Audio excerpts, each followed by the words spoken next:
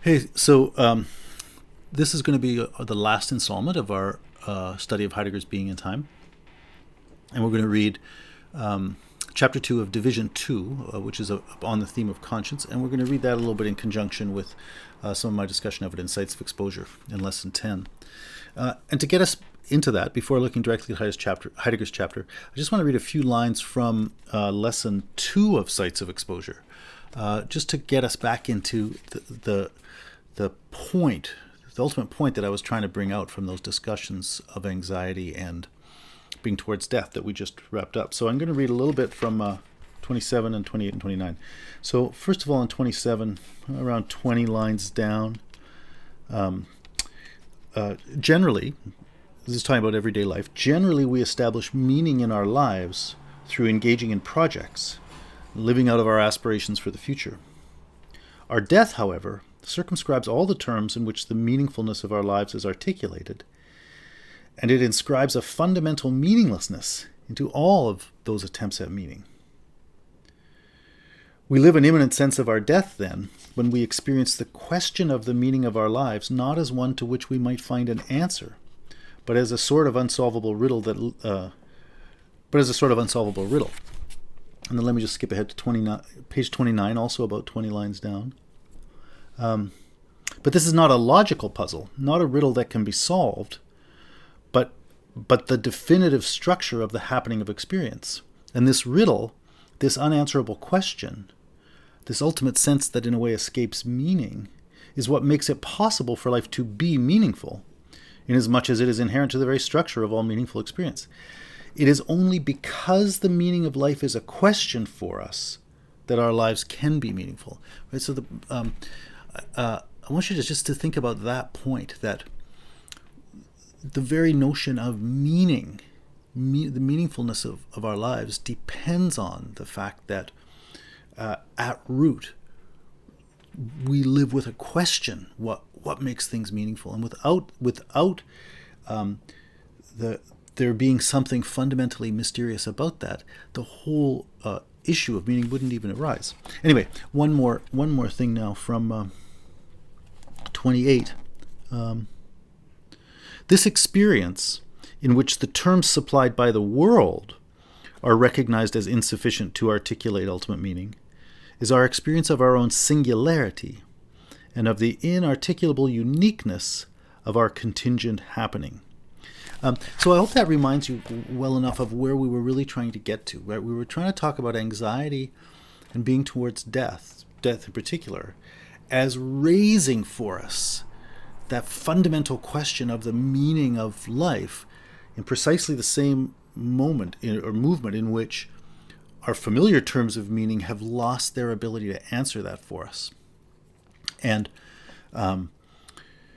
that question sits upon us in our singularity and in the absolute uniqueness and contingency of our own perspective. There's no one else to turn to and nowhere else to go to answer it, and no one else who's responsible for answering it. Right? So that's the spot we're in. So with that in mind, let's turn to Heidegger. Yeah. So we're going to talk about conscience, and to get into that, he's going to start by talking again about what our everyday experience is like. So I want to just read from page 312, about 10 or 12 lines down. This should be very familiar by now. He says, "For the most part, I myself am not the who of Dasein. Rather, the they self is the who." Right? So in a basic way, this is when I was talking about, being a ventriloquist dummy and so on. In a basic way, what I've been trying to get at is that it's not really true that you are your own person in the form in which you actually live out your experience. And it will be a real change for that to happen. And that's what that theme of authenticity is. Now he says, so what we're going to do, we're going to look at what that kind of authentic existence is really like. What is it like if you actually do choose yourself or claim yourself from out of your everyday experience as a they self? What would that be like? And he says, page 313, about 15 lines down, he says, "In the following interpretation, we will claim that this potentiality is attested by that which in Dasein's everyday interpretation of itself is familiar to us as the voice of conscience. So we're gonna talk about the experience of conscience. So you need to think about what that's like. What the stance of conscience is basically like. So we're going to go on and talk about that. In Sites of Exposure, I try to give a number of sort of potent examples of that to help familiarize you with it, and so you could turn to that if you want. I'm going to go on and talk about it in a minute. Well, actually, let me start with one example. This is the famous example of Martin Luther. This is just a picture of Luther on trial for not being a good Christian, and the question is whether he's going to recant his views. And what he says is, "My conscience is captive to the word of God. I cannot and I will not retract anything, since it is neither safe nor right to go against conscience. May God help me. Amen." And then that's it's pretty clear he said that. Then there's another even more famous line that's attested to him. It's drawn on that little woodcut there. He says, "Here I stand. I cannot do otherwise." So that's the famous quotation that Luther is supposed to have uttered. Nobody knows for sure if he did. When he's on trial, and the whole world's coming down on him, and he says, "My conscience tells me this is what I have to say, and I'm not gonna deny it. It doesn't matter what you do to me." And he says, "Here I stand. I can do no other." Right? I mean, of course, he has the physiological capability to move his feet. He could stand somewhere else. He has the physiological capability to move his mouth to make the sound, "I recant." He can, in that sense, he can do those things. But he can't do those things and be who he is. Right? There is a necessity that he's answering to, and in that sense, he says, "My conscience demands that I not take this back," and so on. So I'll give you that example right away to think about, just as one of the most famous examples of conscience. You might think of Socrates in the Apology as another pretty similar kind of example. But anyway, so let's. I give lots of other examples in my book, but let's go on and think about conscience. And so let's start with Heidegger's phenomenological analysis of that, assuming you have a basic sense of that phenomenon in mind now. So at the bottom of 313, he starts off by saying an interesting thing.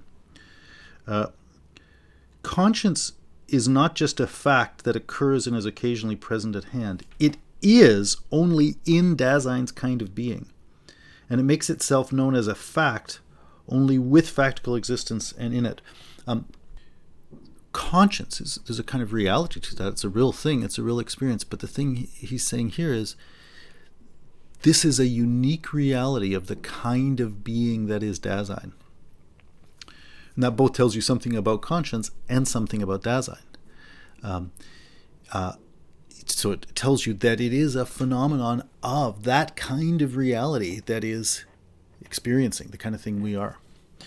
And it also tells you, though, that to understand what kind of thing we are, we have to make sense of this kind of phenomenon, this actual phenomenon. But so let's move on a bit. It's a long section. Heidegger sometimes spends a lot of time talking about things, often kind of negatively going through things you might think and trying to show you why it's not that familiar way of thinking about things. It's not that familiar way of thinking about things, and that's helpful sometimes. But on the other hand, it can be frustrating sometimes, because you have to read quite a while before he really gets down to his point. And so we're going to go. There's about 30 pages here. The really good stuff is in the section 60, I think it is, the last stuff, which I think is starting about page 341, maybe somewhere around there. And then there's some other good stuff along the way. But I'm just going to pick out a few passages rather than going through all this in detail, because I really just want to highlight the places where he sort of draws attention to some positive characteristics. So we said that for the most part, I myself am not the who of Dasein, the they self is its who. And then he says on the bottom of 315, losing itself in the publicness and the idle talk of the they, Dasein fails to hear its own self in listening to the they self. I guess that's just another way of saying the kind of thing we've already talked about, but I want to bring that out. And so then, remember he said, in your everyday life, you're almost certainly fleeing your freedom rather than really taking it up. Right? That there's a structure of flight built into the way most of us try to live our lives. Flight, or you're kind of concealing from ourselves the ultimate nature of our own reality. And that's the point he's making when he says you're failing to listen to your own self. Anyway, he continues a little bit further on at the very bottom of 3:15 and on to 16. So he says, if you are going to find yourself, you will have to find yourself as something or someone that has failed to hear itself, right? You're only going to find yourself. You're only going to really recognize who you are in recognizing that you were living that other way, right? You're going to have to find yourself as something that has failed to hear itself. And it fails to hear itself by sort of listening away from itself to the they. So he says the call of conscience is the call away from the they, right? So on 3:17 he says, to what is one called in conscience? He says, to what is one called when one is thus appealed to? One is called to one's own self. So, as you can see, the call of conscience is basically the call to authenticity. So those few pages are just, taking up kind of the ideas we've already had and just translating them into the language of conscience. But here now he starts to say some interesting things about the phenomenon of conscience. So in 3:18, he starts talking about the distinctive and defining experiential characteristics of the call of conscience. He says, first of all, he says it's a summons. So he says, so in 3:18, about 10 lines down, the second paragraph, he says, what is said in this kind of discourse that is the call of conscience? What does that call tell you? And he says, strictly speaking, nothing. Now, in fact, Heidegger has a lot of talk in this book and especially elsewhere about the concept of nothing. And even in this chapter, he's going to bring out this notion of essentially nothingness, or what they translate here as a nullity. I'm not going to get into that. That's an interesting topic. And if you ever wanted to read Jean-Paul Sartre's book, Being and Nothingness, Heidegger's analysis of nothingness here would be pretty helpful for understanding Sartre's use of it, which Sartre doesn't really ever explain, or it doesn't explain very well. But I'm not going to pursue that because it's not really necessary to what we're doing, though it's interesting in its own right. But basically what he's saying is conscience, if you ask what does conscience say, it says nothing. But his point is saying nothing isn't in this case a lack. It's something positive. And you could think of it this way. You could. He's going to, in fact, even use the word silence almost immediately. So let me read that, and then I'll talk about both of them together. So he says, strictly speaking, the call tells you nothing. The call asserts nothing, gives no information about things, has nothing to tell. But he says a little bit later, nothing gets called to this self. But it has been summoned to itself, to its own most potentiality of being. So the call takes the form of a summons, and it's a summons of you to it's a summoning of you to yourself, but there is nothing said in it. But as I said, nothing is not exactly a lack, right, or a privation of something positive. So he says in the next paragraph, the call dispenses with any kind of utterance. It doesn't put itself into words. Conscience discourses solely and constantly in the mode of keeping silent. So I want you to just think about that for a minute. About silence, not as the lack of expression, but as a kind of expression. There are some everyday ways in which you notice that. Somebody asks you a question, you just keep silent. By not saying anything, you can effectively be asserting something. That means something But there's something even deeper here. Maybe put it this way: imagine there's just a familiar event again. So it's not going to be quite what he says, but maybe it'll conjure up. Imagine there's a funeral service where somebody just died. Sometimes you'd like people to shut up and be silent, because their words are actually standing in the way of something being able to be expressed. And you want people to be silent, not exactly because you want quiet, but because you want people to choose to be silent, and by actively embracing that stance, allowing themselves to sort of acknowledge and recognize the weight of what's happening there. So maybe I can clarify that a little bit more. When you ask people to be silent, you don't just mean, okay, plug up your mouth and keep your thoughts to yourself and count off the minutes until you're allowed to speak again. Right there, you're silent just in the sense of not speaking. And that's the negative sense of silence. But what you really want in the, or maybe in a Quaker service or something like that, what you really want is a silence that is intentionally embraced as the truest way to express what should be said there. And words won't do it. And if you think of something like that, then you can think, oh yeah, silence. You could say nothing is being said. But in a way, you could flip that around and say what is being said is nothing. In other words, it's saying all of those words you have would actually underrepresent and diminish the reality here. And you need to say something bigger. And the only way to say something bigger is to announce the insufficiency and unsatisfactoriness of all those words. And you will announce that by choosing to be silent. In that sense, you can say that nothing is actually being said in the positive sense. And so that's really what he wants to get at here. As I said, Heidegger has a lot to say about the notion of nothing that is rich and quite interesting in the sense in which it can be a positive phenomenon. I'll leave that for some other time. But I hope that little thing I said is enough just to give you a little sense of how nothing can be more than something. Anyway, so he says conscious discourse is solely and constantly in the mode of keeping silent.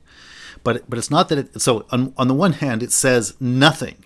But in so doing, that doesn't mean it says nothing. It says something big. But it does it by silence. And he says, furthermore, in the next paragraph, what the call discloses is unequivocal. Right? So it's not arbitrary or nothing. It's not arbitrary or random or anything like that. The call, if you think of the experience of the call of conscience, if you think of Luther's case, he's ready to die for it and so on, you feel it like a powerful weight, a powerful call. It's not a game. It's not some. Maybe it's this. Maybe it's that. Like well, as he says, it's unequivocal. But he says, even though it may undergo a different interpretation in the individual Dasein in accordance with its own possibilities of understanding. Well, that particular point we're going to pick up on quite a bit more. We won't spend a long time on it, but I'm going to focus on that when we get to the section on sites of exposure about conscience. But as he says, while the content of the call is seemingly indefinite, because there are no words, there's nothing, the direction it takes is a sure one and is not to be overlooked. The call does not require us to search gropingly for him to whom it appeals. It appeals to me, like you're unambiguously called out. Good enough. So that was just some of the phenomenal characteristics of conscience that we need to explore more. This is a phenomenon. We have this experience. And we have to ask, okay, how can it be that we have that experience? What does it show us about the nature of Dasein that it has that experience? He begins 57 again with conscience summons Dasein self from its lostness in the they. We know that already. Let's skip ahead to 3. Oh, I guess it's just the next page, 320. Oh yeah, here's the thing I wanted. This picks up on just another list of those sort of phenomenal characteristics. He says, this is the second paragraph on 320. Indeed, the call is precisely something that we ourselves have neither planned nor prepared for, nor voluntarily performed. Right? So that's pretty interesting. Like you experience it as a call, but you didn't plan it, prepare for it, nor voluntarily perform it. So it's a call coming from within you, from within Dasein, and you're being called, but it has none of the characteristics of your choice about it. So in that sense, it's like another speaking to you, right? And so as he says right afterwards, it calls against our expectations and even against our will. Like, maybe Luther would have liked to recant so he could get rid of all this hassle, but he's like, I can't. And like, his language is strong if he really said it. Here I stand, I can do no other. I cannot do anything else. Right? It's like, it's an announcement of a kind of impossibility. So he said, it calls against our expectations, even against our will. But as he says, on the other hand, the call undoubtedly does not come from someone else who's with me in the world. Like, it's internal to your experience of being a self. It's not something that's coming to you from one of the people or things out in the world. The call comes from me, and yet from beyond me and over me. Right? That I think is particularly striking, and that's I think, all of these things are the phenomenal characteristics that I'm building on in my discussion in Sites of Exposure, but I think that one is the most important one for what I'm after. So hold on to that. And then I'll just read one more thing on 321. He says, so he just said the call comes from me, and yet from beyond me and over me. And then on 321 he says, the caller is Dasein, but it's Dasein in its uncanniness. Primordial throned being in the world as the not at home. The caller is unfamiliar to the everyday they self. And in that sense, it is something like an alien voice. So, that just, it's another way of saying it comes from me, yet from beyond me and over me. But the reason I wanted to read that is because it emphasizes how the voice is in a way a challenge to our experience of being at home. A little bit more. So on 325, and then in the next section, 58, he says, what does it say? He says it says guilty, or it could be translated otherwise. You're in debt. You're in debt. That's what it tells you. You're already in debt. You're guilty. And then Heidegger goes on quite a bit to talk about what that means. And I'm going to skip over that because there's lots of interesting stuff there, but that's especially where he talks about nothingness, nullity, and so on, and don't need it for our purposes. Yeah, 333 to 334, he's saying something we're already ready for in the way I've been talking about it. He says, at the very bottom of 333, hearing the appeal correctly is thus tantamount to having an understanding of oneself in one's own most potentiality for being, that is, to projecting oneself upon one's own most essentiality, own most authentic potentiality for becoming guilty. When Dasein understandingly lets itself be called forth to this possibility, this includes its becoming free for the call. In understanding the call, Dasein is in thrall of its own most possibility of existence. It has chosen itself. I just wanted to get to that line to say, look, we started off on page 312 at the very beginning with normally you're not, I myself is not who you are, you're a they. Here you're choosing yourself. That's the path we've gone through. And now I just want to do one last little bit of sort of some of the more positive stuff about what he says about this. And he says, so now you say, okay, that's what's like, but we're still in a way on this issue, like what gets said to you in conscience, like what are you called to do? And I want to talk about that a little bit. So I want to read the parts of this paragraph that starts on 340 and ends on 341. This is the end of section 59, and he says, someone says, like, does conscience say something to you? Like, it says nothing. What are you talking about? It says nothing. And he says, well, we miss a positive content in that which is called, because we expect to be told something currently useful about assured possibilities of taking action that are available and calculable. This expectation has its basis in a way of interpreting ourselves that forces Dasein's existence to be subsumed under the idea of a business procedure that can be regulated. I cut a few words out there, but that's the basic thing. So he's saying, look, this is the way we normally think of stuff. He's thinking, like, tell me what to do. Like, do you want me to get the groceries? Do you want me to pay that guy back, or whatever it is? Like, we want to be told something. We want a positive content. We expect to be told something currently useful about assured possibilities of taking action, which are available and calculable. And in that sense, we're subsuming our existence under the idea of a business procedure. That's the way we usually live. That's how we want to be. We want to be told what to do. But he says that's not the authentic way of understanding what taking action is like. So he says, on the other hand, this is on 341 now, 3 lines down. On the other hand, when the call is rightly understood, it gives us that which in the existential sense is the most positive of all, namely the ownmost possibility which Dasein can present to itself as a calling back which calls it forth into its factical potentiality for being itself at the time. So I think what he means there is, normally you've fled yourself. You're in flight from your own freedom. Well, conscience in that sense is a calling back. It's calling you back to yourself from the lostness in the they, which is where you normally live. But in calling you back, it's not calling you to hide in a cave and run away from things. Calling you back to yourself is actually calling you forth into where you live, because you're there. So calling you back to yourself is the same as calling you back to the there, but it's calling you to your engagement, or it's calling you to your being there in a way that's going to own up to your reality as free being, as care, as opposed to relating to the there in a mode of flight from your freedom.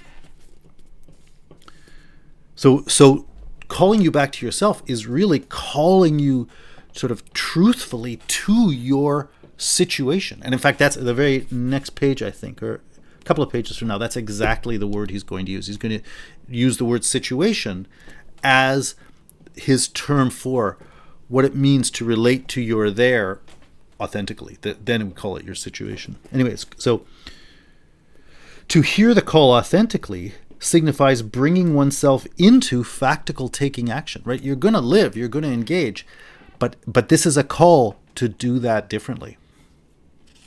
Okay, so now let's look at section 60, and that's where most of this stuff comes up. 346 is where he used the word situation, and he says it basically halfway down the page.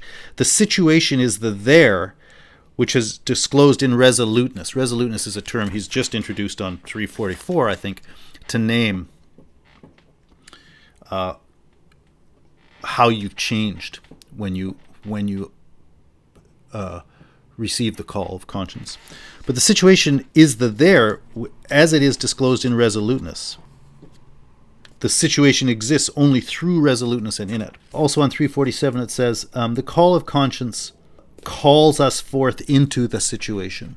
So that's the point, right? The call of conscience isn't just an arbitrary nothing. It is the most extreme imperative that you own up to the demands of your situation, that you are answerable to the demands of the situation, but not in the inauthentic way that you say, oh well, I'm supposed to go to my 9 o'clock job at 9 o'clock, and I'm supposed to say kind words to my mother, right? That's all the business calculation of the terms of the world that tell you what to do.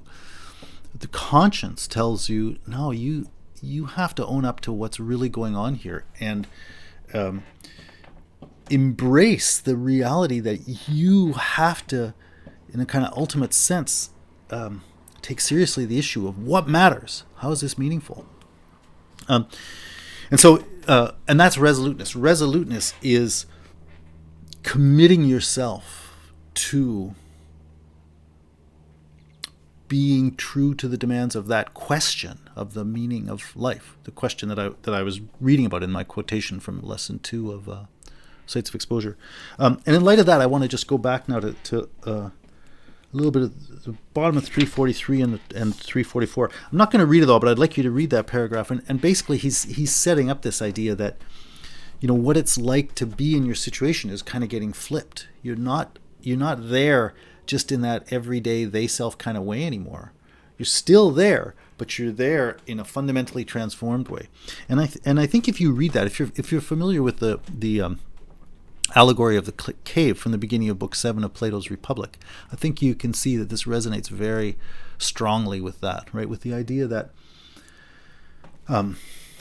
you used to live in the cave. In the story of the cave, you're living in a cave staring at a wall, and you keep seeing shadows that are being made by people carrying puppets in front of a fire, and then somebody comes and drags you out to the light, and you see what's really going on, and then you go back down to the cave, and you can't believe the emptiness of the way people live, right? You can't participate in that situation on its terms anymore.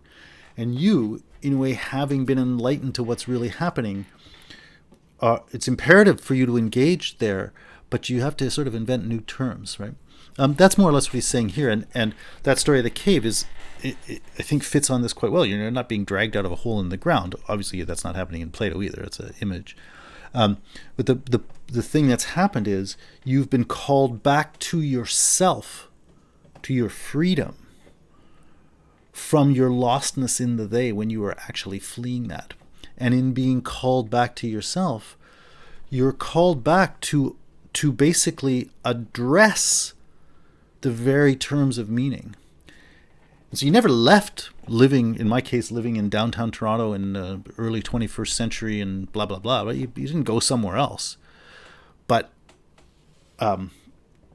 here has completely changed its meaning, right? Because what used to be your everyday here is now inherently charged with the sense of what you saw when you were called back to yourself and changed your basic relationship to meaning, right? And so, that situation of anxiety that we talked about before, where in a way the meaning of the world collapses, when you have to go back and live in that world, you're going to live in it in light of what was disclosed in anxiety. So whatever you learned there in anxiety is now going to be the truth of what's here in your everyday situation.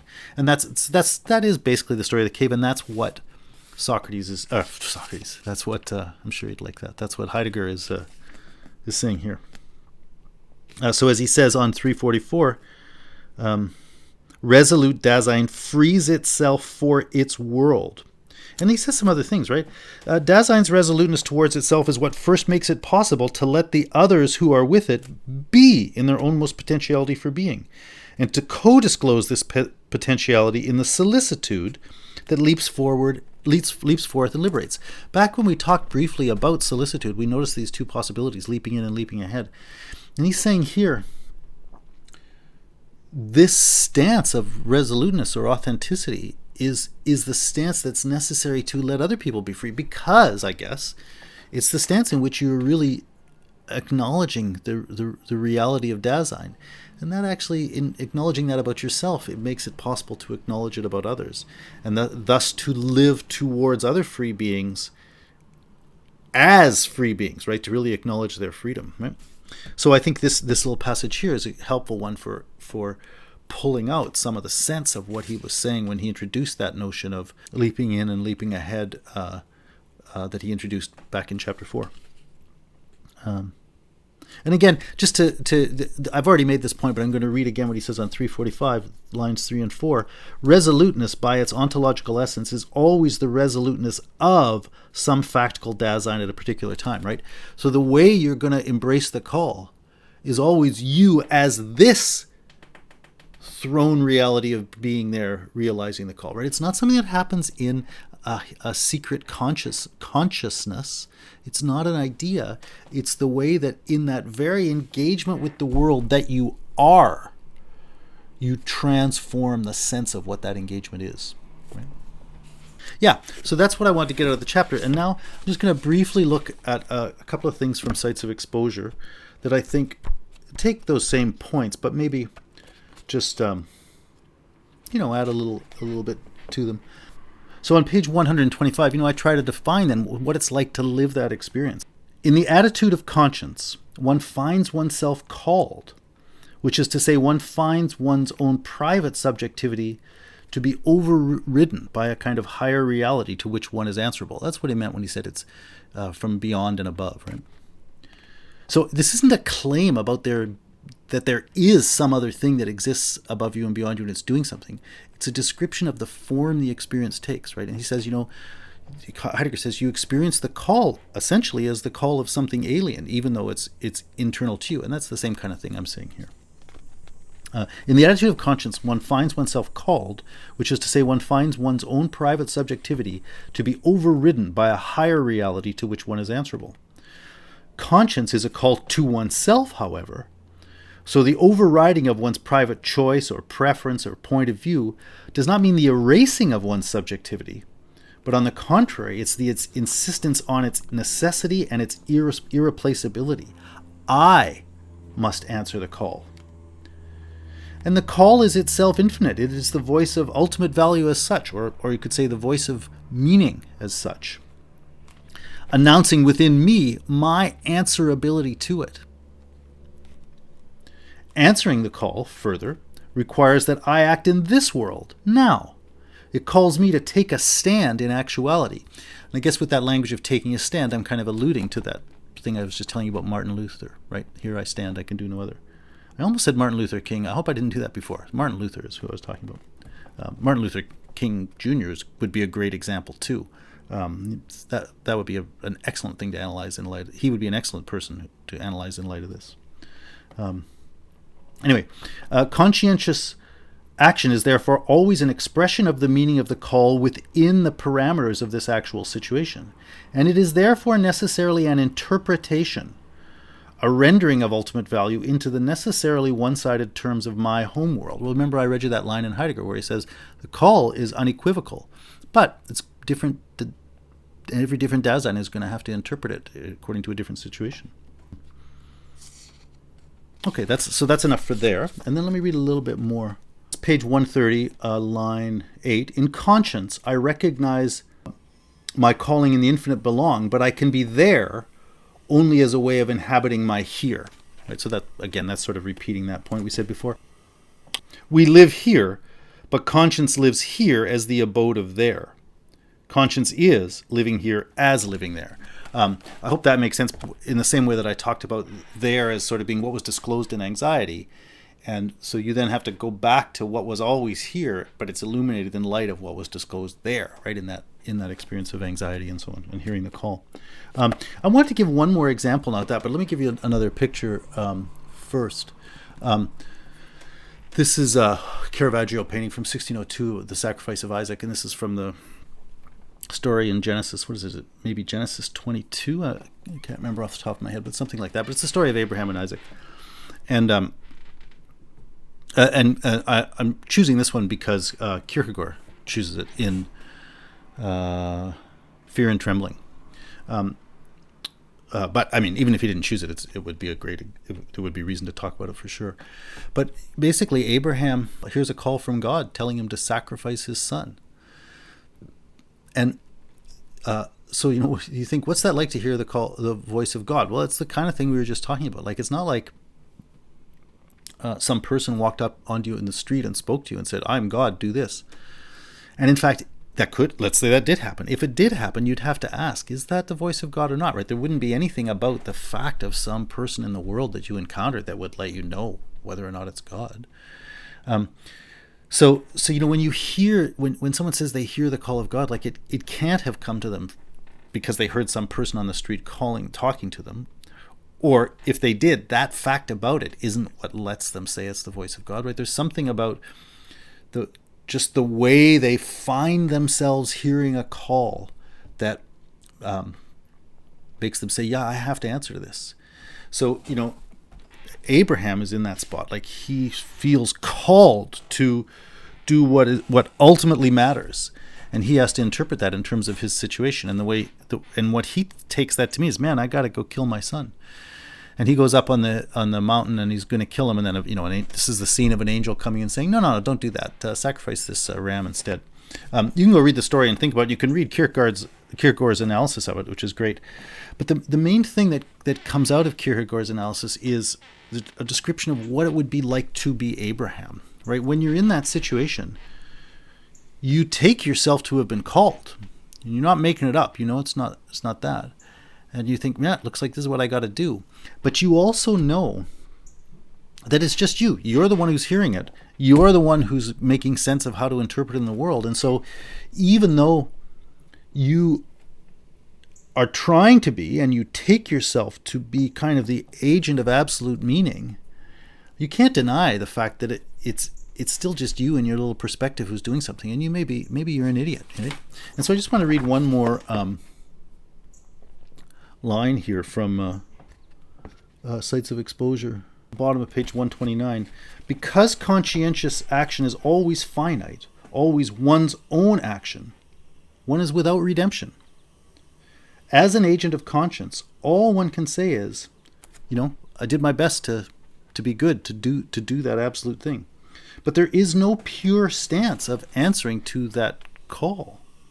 There's only the stance of finite commitment, in which one takes a stand on one's own sense of what one had to do. And it can be justified. What you do is justified only by the fact that you're doing this for the sake of enacting the call, and you're not doing it out of attachment to your own finite concerns. But the point there that I want to make then is that there's no redemption. So that's basically where I want to leave it.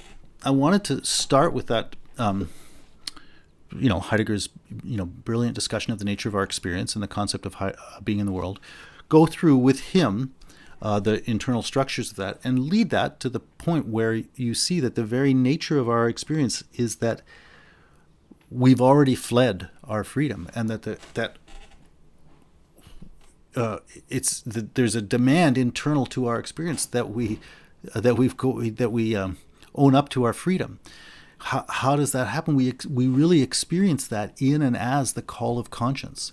So choosing yourself and owning up to your own freedom isn't, arbitrarily deciding you're going to do whatever you feel like. When you do, if and when you do actually own up to your own experience, what you find there is the call of conscience. So here then I've been trying to articulate with Heidegger a little bit of what's involved in that call of conscience. And it is the imperative to act, but not act in the everyday sense of carry out calculable performances with worldly rewards. It's not that kind of action. As I said in that last quotation, you can only act for the sake of the action and not for the sake of your finite attachments. And in so doing, you're without redemption, meaning there's nothing you can ever turn to that's going to guarantee that what you're doing is right, or that's going to absolve you from the responsibility of taking that on yourself. So I'll leave you there. I hope you will think about that and think about that as the meaning of authenticity. And I think, I hope that reading more fully that chapter in Sites of Exposure will help to bring out some more of the sense of that. But we'll leave Heidegger there, and we're going to move on now. To talking a bit about Derrida, if you want to accompany me there.